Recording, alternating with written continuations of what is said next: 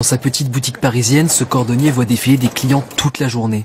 Il y a quelques jours, il a bien failli être la victime d'une affaire de fausse monnaie. Il y a une semaine, il y avait un jeune homme là qui est venu ici là avec un faux billet de 50 €.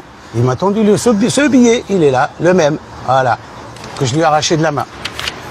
Le commerçant, habitué à ce genre d'arnaque, reconnaît le billet factice.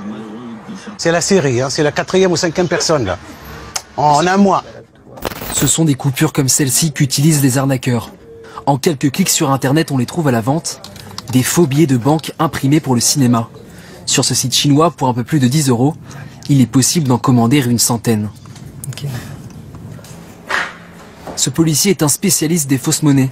Cette nouvelle escroquerie, il la connaît parfaitement. En un coup d'œil, il reconnaît les billets factices.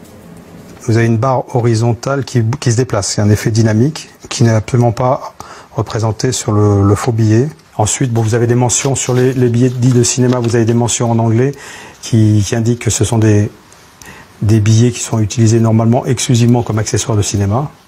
Selon ce policier, les auteurs des arnaques sont très difficiles à identifier.